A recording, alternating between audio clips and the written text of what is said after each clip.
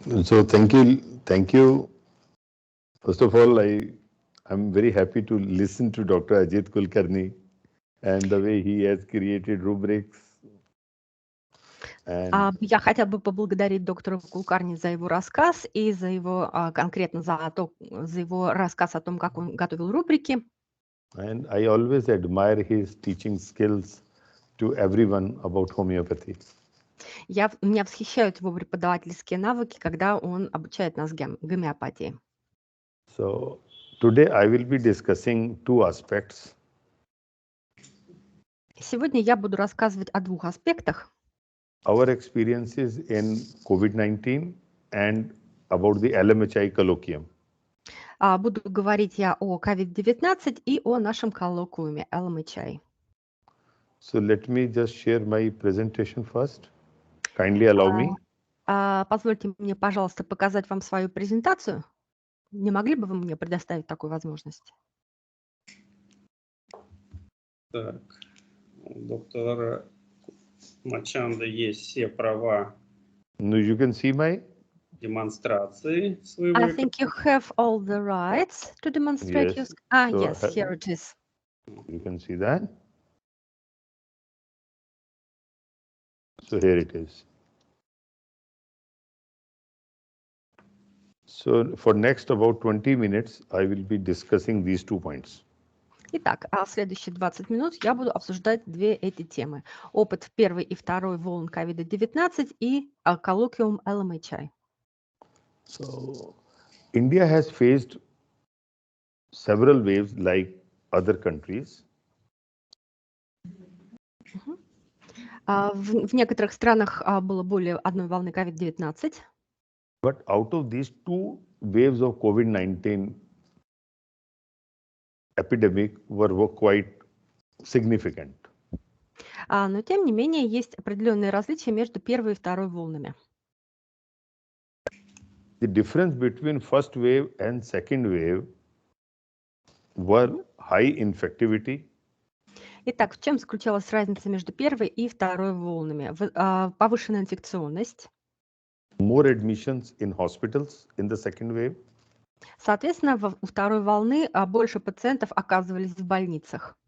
More pneumonia cases. Which cases? Pneumonia, infection of the lung. Соответственно, больше было случаев пневмонии, легочной инфекции. So there was always perpetual shortage of oxygen in several hospitals. Соответственно, в результате даже в нескольких больницах не доставало кислорода пациентам.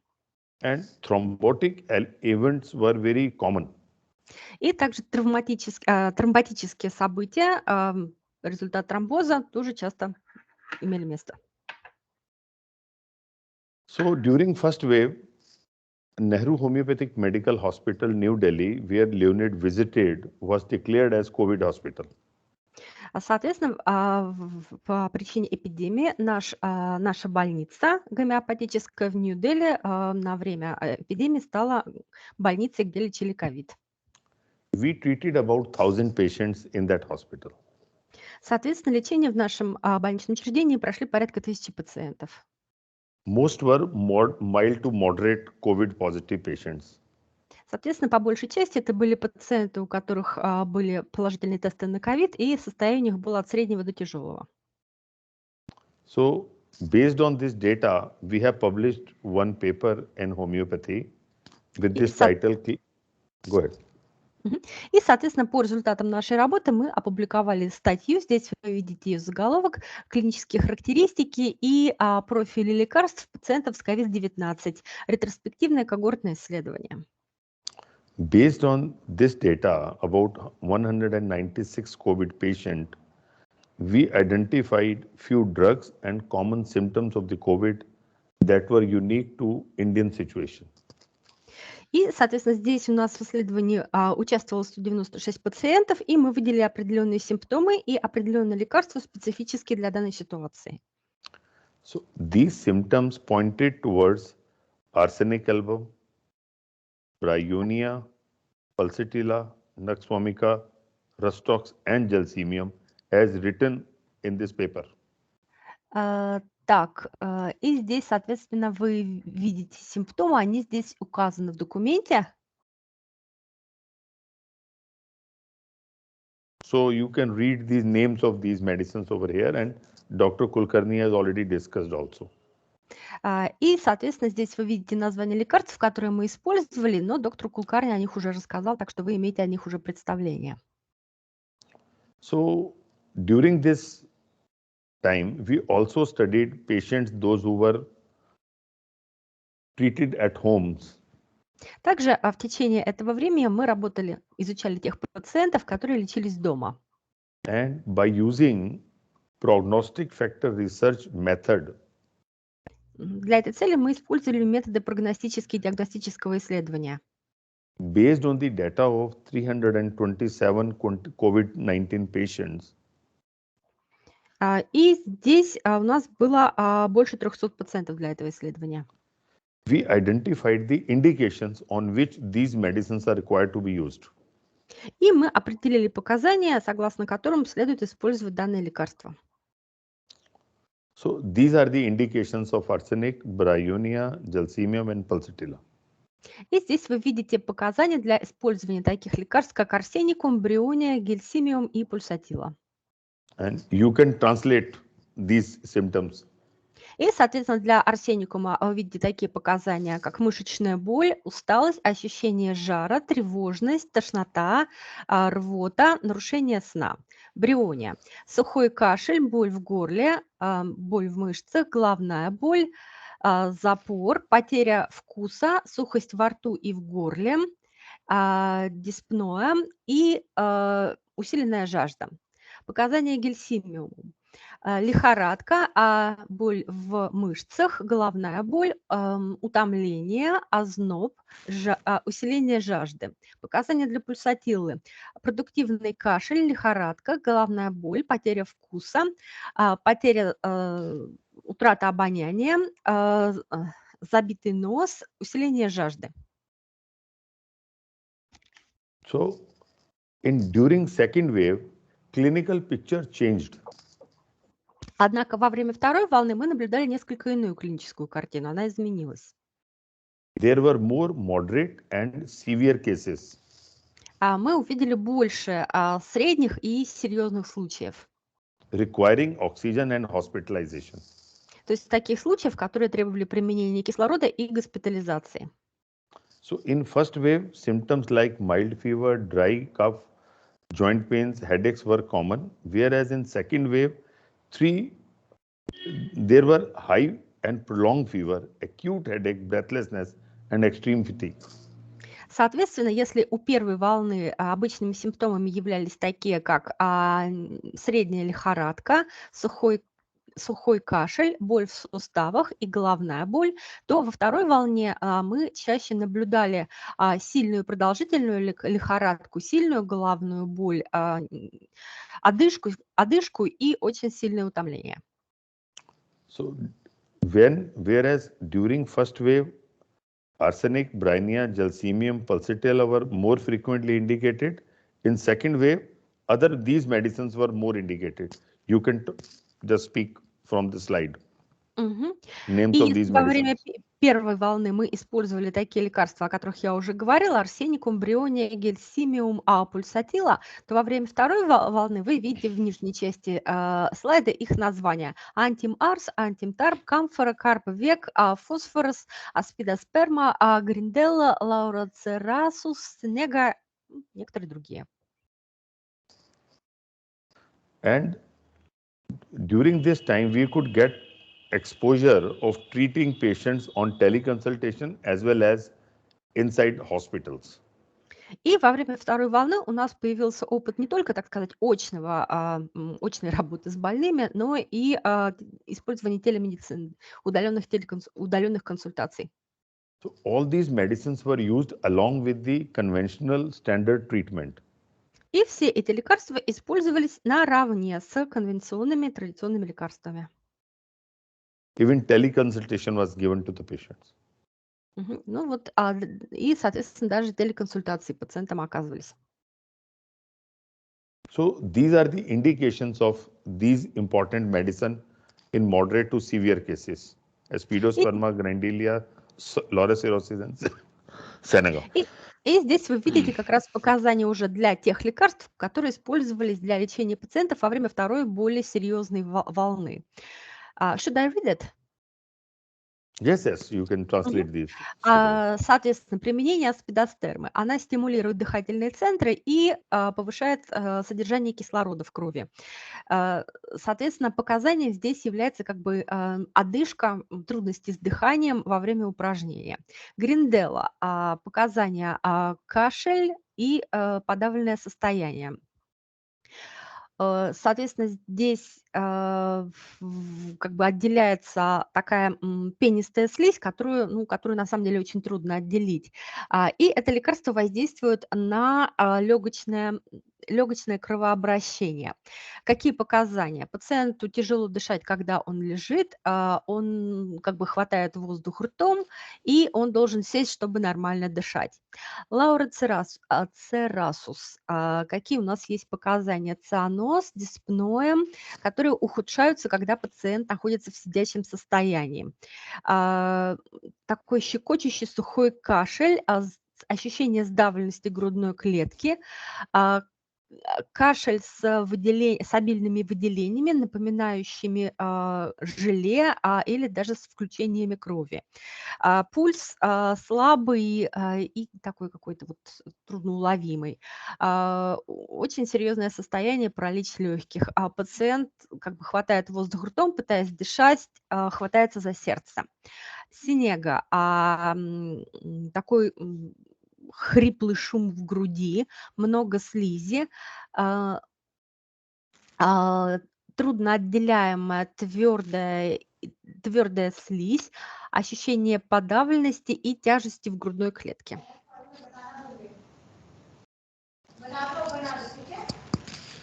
Sorry? Yes. So these are also medicines: alfalfa, avenus sativa, phosphoric acid, and sarcolactic acids, which are used for extreme weakness and lethargy. Вот здесь на этом слайде вы видите лекарства, которые мы во время второй волны использовались, если у нас как бы пациент был в состоянии экстремальной летаргии. So I will share this presentation with Leonid. You will get all this information. Соответственно, как бы если вы что-то сейчас не успеваете заметить, прочитать, то я этой презентацией поделюсь с Леонидом, и вы сможете с ней ознакомиться более подробно. So just to conclude, there is a possibility of helping COVID patients with homeopathy. Таким образом, если подводить итог, то можно сказать, что гомеопатия является реальным средством, которое помогает больным ковидом. And we need to collect high quality data and publish it. И мы должны сделать высококачественное коллективное исследование для того, чтобы его опубликовать. Already our 2 publications are in process, and soon you will get information about those. Сейчас у нас готовятся как раз 2 публикации, и я надеюсь в будущем поделиться с вами информацией, когда они выйдут. So now I will tell you about the LMHI colloquium. Итак, теперь я перейду к своей второй теме, коллоквиуму LMHI. So this is a opportunity to use this virtual platform and to overcome the disconnectivity observed during current pandemic. Итак, данный коллоквиум – это возможность использовать электронную платформу для того, чтобы как-то вот справиться с нынешней нашей, так сказать, разрозненностью и отделенностью друг от друга в силу нашей пандемической ситуации. Wherein we have invited all global figures. Вот. И на наше мероприятие мы пригласили всех ведущих специалистов по гомеопатии. And we have made it very affordable and inclusive. И мы постарались, чтобы наше мероприятие, как бы вот люди могли позволить себе в нем участвовать и, так сказать, включить как можно больше людей в него. So this will be held on 10th to 12th October for about 50 hours. И здесь вы видите, что мероприятие пройдет с 10 по 12 декабря. Общая продолжительность у нас там будет порядка 50 часов. Even Russian translation will be possible, depending upon the number of participants and economics. Мгм. Соответственно, как бы, в принципе, есть возможность обеспечить и перевод на русский язык в зависимости от того, сколько будет заинтересованных в этом русскоязычных участников, ну и насколько позволят, так сказать, экономические условия. We are covering all aspects of homeopathy comprehensively. Мы собираемся, так сказать, обсудить все аспекты гомеопатии, сделать это всесторонним образом. Right, starting from experiences of COVID-19, Начнем мы, естественно, с того, что поделимся друг с другом опытом того, что с нами было, да, как с врачами-гомеопатами во время пандемии. what needs to be done to improve education, practice, and research in homeopathy, Мгм. Также мы поговорим о том, что необходимо для того, чтобы улучшить образование и практику и научно-исследовательскую работу в области гомеопатии. and what should be the position of homeopathy within TCIM. И также о том, какова позиция гомеопатии в TCIM. Это у нас традиционная дополнительная интегративная медицина. So, and in addition to that, there will be discussion on big data and innovations in pharmaceuticals. Отдельная тематика у нас будут последствия применения больших данных, Big Data Revolution, и также мы поговорим об инновациях в фармацевтике. So far, we are having about 400 research papers. We have got information from different countries, На данный момент у нас порядка 400 докладов исследовательских работ планируется. Even from Russia, there are 8 research papers that are going to be presented. И, как вы видите, у нас от России есть уже 8 докладов, работ. So there will be about 400 papers, research papers, То apart есть в общей from, сложности будет порядка 400 научно-исследовательских работ. and there were about 200 research papers and discussions only on COVID-19. И только на тему COVID-19 будет, вот вы видите, там 199, ну считайте 200 работ. So in addition, there are all other subjects will be discussed, as you will find all this information on our website as well. И вот эту всю информацию, да, на какие темы сколько докладов, какие вообще будут тематические блоки, всю эту информацию вы тоже можете найти на нашем сайте. There will be 4 hall for technical discussions. Будет у нас как бы 4 виртуальных зала для дискуссий. And it will be, all this hall will work all 50 hours. И, соответственно, они будут работать на протяжении всех 50 часов работы мероприятия. Each and every topic will be discussed in detail. Каждая тема будет обсуждаться подробно. And we will try to find narrative out of each topic. И мы постараемся, как бы, чтобы каждая тема у нас была освещена соответствующим нарративом. So this will be the look of the conference. Like, it will be not just a simple webinar, it will be a 3-dimensional view. И можно сказать, что это у нас будет не просто такой веб-семинар, да, а что мы постараемся создать, так сказать, трехмерное событие в виртуальной сфере. This will be the inside view of the conference. Вот, собственно, так мы себе представляем, как у нас будет выглядеть конференция And all these во translations, время работы. all these translations will be available on the site. И, соответственно, слева вверху вы видите языки, на которые будет перевод делаться. So there will be networking possibility where you can talk to. Также будет возможность для того, чтобы пообщаться с коллегами в неформальной обстановке. Where you can discuss with the speakers even after the lecture. Вот. И, соответственно, вот в таких, может быть, чат-румах вы сможете пообщаться с докладчиками, так сказать, уже и после того, как будет завершен их доклад. By just sharing on WhatsApp. WhatsApp kind of situation will be there in this virtual networking zone. Вот. И таким образом вот вы сможете подсоединиться к этой виртуальной зоне нетворкинга и там общаться. There will be a separate room for poster discussions. Также будет отдельный зал для дискуссий по постерам. And all big industries are giving their exhibition. И, соответственно, представители индустрии, да, тоже у них будут свои, так сказать, презентации, свои стойки виртуальные. So in addition to that, there will be a possibility of participating as a painter, as a photography, as a music and singing, dance, everything will be virtual. You can submit entries of 2 minutes, 3 minutes of dance, music of your own area, whatever are your choices, and apart from painting and photography. All these things Также are possible. Также у нас планируется нечто вроде культурной программы, да, вы можете поделиться своими произведениями искусства. Здесь, например, как бы рисование, художественное творчество, музыка, пение, танцы, фотография. То есть, например, вот можно на пару минут записать ролик и его сюда предложить, если у вас будет такое желание. So there will be a lot of activities. Вот, то есть вы видите, что как бы мероприятий, форматов участия довольно много. And one should not miss it. Вот, я считаю, что никто не должен его пропустить. Already about 2,000 people have already registered for this from all these countries. Вот вы видите, 200 человек из всех вот этих стран уже зарегистрировались. About 35 people from Russia have also registered, apart from Russian-speaking countries. Вот. И, значит, помимо остальных стран, где говорят по-русски, вот из Российской Федерации 35 человек зарегистрировались.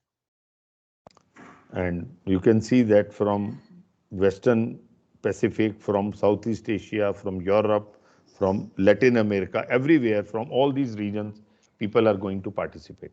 И вот вы видите, что здесь указаны временные зоны, да, вот люди собираются принимать участие не только из там, Европы, из Восточного Средиземноморья, там, из Америки и Африки, с Тихоокеанских островов, из Юго-Восточной Азии, вот, отовсюду. And cost is very low. Вот. И стоимость участия очень низкая. So you can find on website. Вот. А также информация о взносах при регистрации, да, она тоже доступна на нашем сайте. But from 1st December, this will increase a little. From which point? 1st December 2021, the cost will increase. Ну, соответственно, единственное, с 1 декабря, как бы до начала мероприятия, ну, как бы немножко цена подрастет. Взнос.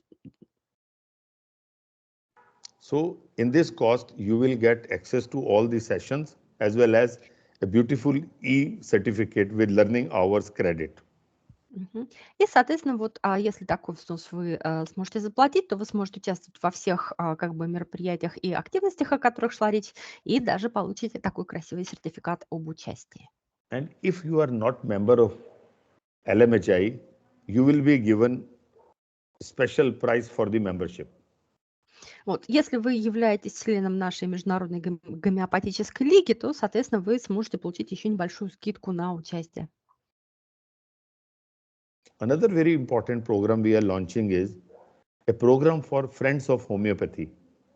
Также есть еще одна важная программа, которую мы запускаем. Она называется «Друзья гомеопатии». These are non-medical people, patients, patrons, and followers of homeopathy.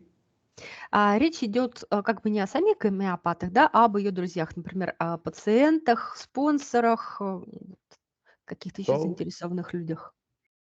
All of you are invited to join us. Таким образом, мы всех приглашаем к нам присоединиться к этому мероприятию. The motto of this year is unity, not uniformity, must be our aim. We attain unity only through variety. Differences must be integrated, not annihilated, not absorbed. И как бы наш мото-девиз, который мы хотели бы предпослать нашему мероприятию, вот он на этом слайде.